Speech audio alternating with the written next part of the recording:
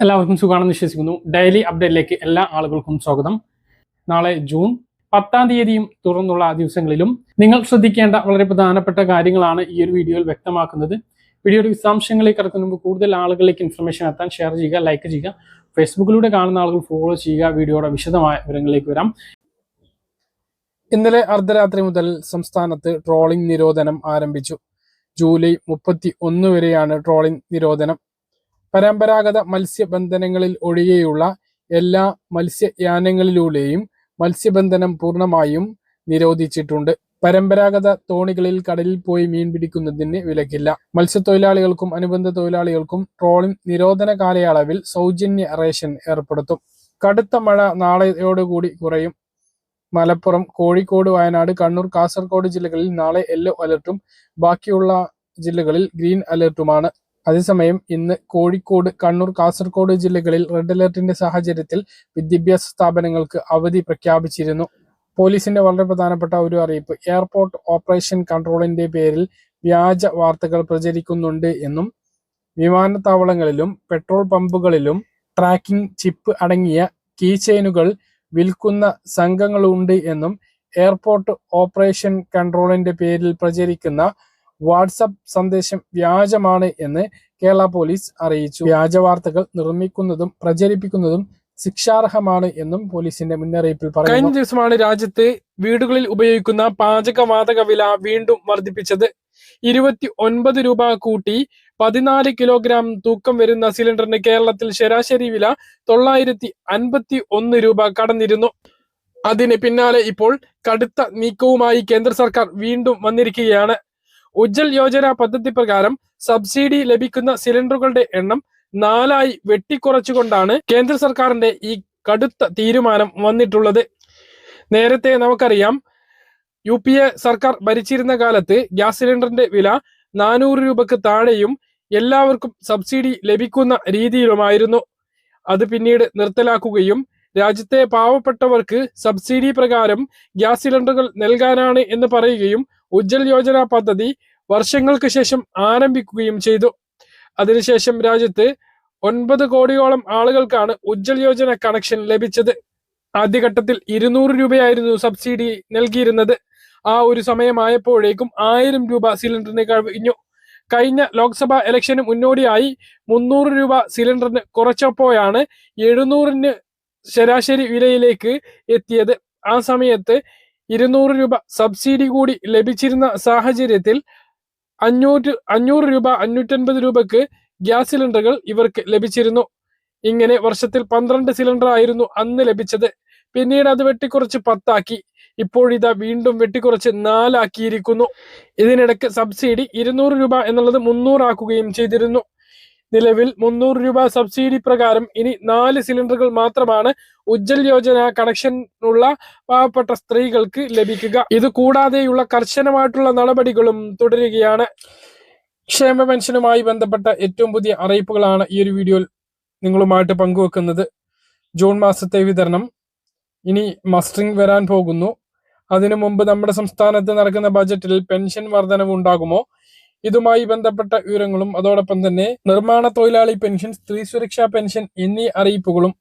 ആദ്യത്തെ അറിയിപ്പ്: സംസ്ഥാനത്ത് സാമൂഹ്യ സുരക്ഷാ ക്ഷേമ പെൻഷൻ കഴിഞ്ഞ 10 വർഷമായി വാർഷിക മസ്റ്ററിംഗിന്റെ അടിസ്ഥാനത്തിലാണ് വിതരണം ചെയ്തുകൊണ്ടിരിക്കുന്നത്. ഒന്നാം പിണറായി സർക്കാരിന്റെ കാലഘട്ടത്തിലാണ് വാർഷിക മസ്റ്ററിംഗ് തുടങ്ങിയത്. വാർഷിക മസ്റ്ററിംഗിന്റെ സമയം ഇപ്പോൾ ആയിക്കൊണ്ടിരിക്കുകയാണ്. ഈ വർഷം മസ്റ്ററിംഗ് ഉണ്ടാകുമോ എന്നുള്ളത് കാത്തിരുന്ന് കാണേണ്ട കാര്യമാണ്. ആദ്യഘട്ടങ്ങളിൽ വയോജനങ്ങളെയെല്ലാം അക്ഷയ കേന്ദ്രങ്ങളിൽ എത്തിക്കുന്ന രീതിയിലെ അപാകതകൾ ചൂണ്ടിക്കാട്ടി UDF പ്രതിപക്ഷത്തായിരുന്നപ്പോൾ വൻതോതിലുള്ള വിമർശനം ഉന്നയിച്ചിരുന്നു. അതിന്റെ കൂടി അടിസ്ഥാനത്തിലാണ് ക്യാമ്പുകളിലൂടെയുള്ള മസ്റ്ററിങ്ങും വീടുകളിലെത്തിയുള്ള മസ്റ്ററിങ്ങും എല്ലാം പിന്നീട് ആരംഭിച്ചത്. പെൻഷൻ വാങ്ങുന്ന ഓരോ ഗുണഭോക്താവും ജീവിച്ചിരിപ്പുണ്ട് എന്ന് ഉറപ്പിക്കുന്നതിന് വേണ്ടിയാണ് എല്ലാ വർഷവും ക്ഷേമ പെൻഷൻ ഗുണഭോക്താക്കളുടെ വാർഷിക മസ്റ്ററിംഗ് നടത്താറുള്ളത്. ജൂൺ മുതൽ ഓഗസ്റ്റ് വരെയുള്ള സമയങ്ങളിലാണ് സാധാരണഗതിയിൽ മസ്റ്ററിംഗ് നടത്താറുള്ളത്.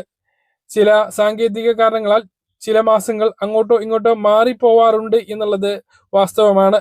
നിലവിലെ സാഹചര്യം നമുക്കറിയാം.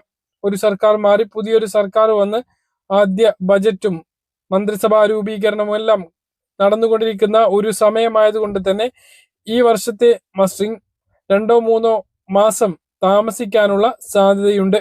അതേസമയം വരുമാന സർട്ടിഫിക്കറ്റ് വിവാഹിതയല്ല, പുനർവിവാഹിതയല്ല എന്ന വിധവാ പെൻഷൻ വാങ്ങുന്നവരുടെയും അവിവാഹിത പെൻഷൻ വാങ്ങുന്നവരുടെയും സർട്ടിഫിക്കറ്റുകൾ മാർച്ച് വരെ സമർപ്പിക്കാനുള്ള അവസരം പിന്നീട് അത് ജൂൺ 30 വരെ നീട്ടിയിരുന്നു.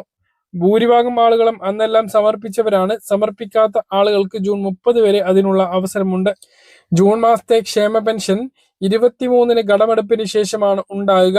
24-ാം തീയതി അല്ലെങ്കിൽ 25-ാം തീയതിയായിട്ട് പെൻഷൻ വിതരണം ഉണ്ടാകും. 26-ാം തീയതി പൊതു അവധിയാണ്. അതിനുശേഷമായിരിക്കും കയ്യിൽ വിതരണം ആരംഭിക്കുക. ജൂലൈ 5-നുള്ളിൽ എല്ലാവർക്കും കയ്യിൽ പെൻഷൻ വിതരണം പൂർത്തീകരിക്കുന്ന തരത്തിലാണ് ജൂൺ മാസത്തിലെ പെൻഷൻ വിതരണം. ഈ മാസം കെട്ടിട നിർമ്മാണ തൊഴിലാളി പെൻഷൻ ഉണ്ടാകും എന്നാണ് അറിയിച്ചിട്ടുള്ളത്. കെട്ടിട നിർമ്മാണ തൊഴിലാളി പെൻഷൻ നേരിട്ട് DBT വഴി കൈമാറുന്ന രീതിയല്ല. ക്ഷേമ ബോർഡ് നേരിട്ട് ജില്ലാ ക്ഷേമനിധി ഓഫീസുകളിലേക്ക് കൈമാറിയും അവിടുന്ന് ഗുണഭോക്താക്കളുടെ അക്കൗണ്ടുകളിലേക്ക് കൈമാറുകയാണ് ചെയ്യുന്നത്. 1600 രൂപ മാത്രമാണ് അവർക്ക് ലഭിക്കുന്നത്. മാത്രമല്ല 15 മാസത്തിലധികം കുടിശ്ശികയും ഉണ്ട്. കഴിഞ്ഞ മാസം കെട്ടിട നിർമ്മാണ തൊഴിലാളി പെൻഷൻ ലഭിച്ചിരുന്നില്ല. പുതിയ സർക്കാർ വന്ന് ഇതിൽ ഇടപെട്ട് ഉടനൊരു നടപടി ഉണ്ടാകും എന്നാണ് പ്രതീക്ഷിക്കുന്നത്. കുടിശ്ശിക ഇലക്ഷന് മുമ്പ് തീർത്ത് നൽകും എന്ന് പിണറായി സർക്കാർ പറഞ്ഞിരുന്നു എങ്കിലും കെട്ടിട നിർമ്മാണ തൊഴിലാളികളോട് മാത്രം ക്രൂരത തുടർന്നു. അത് നൽകാതെയാണ് അവർ ഇറങ്ങിപ്പോയത്. ഇനി പ്രതീക്ഷ പുതിയ സർക്കാരിലാണ്.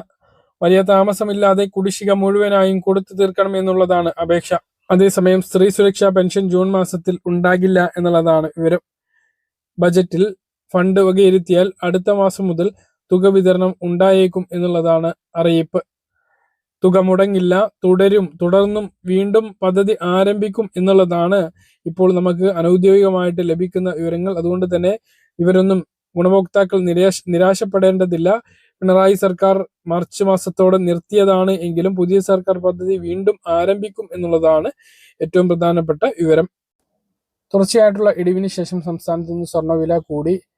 ഗ്രാമിന് 135 രൂപയും പവന് 1080 രൂപയുമാണ് വർദ്ധിച്ചത്. ഇതോടെ ഒരു പവൻ സ്വർണത്തിന്റെ വില 1,12,320 രൂപയും ഗ്രാമിന് 14,040 രൂപയുമാണ്. പറഞ്ഞ കാര്യങ്ങൾ കൃത്യമായിട്ട് മനസ്സിലാണെന്ന് കരുതുന്നു. ഇതുപോലുള്ള ഇൻഫർമേഷൻ നമുക്ക് ചാനൽ സബ്സ്ക്രൈബ് ചെയ്യുക, ഫോളോ ചെയ്യുക. മറ്റൊരു വീഡിയോയുമായി നമുക്ക് വീണ്ടും കാണാം. ദൂരേക്കും.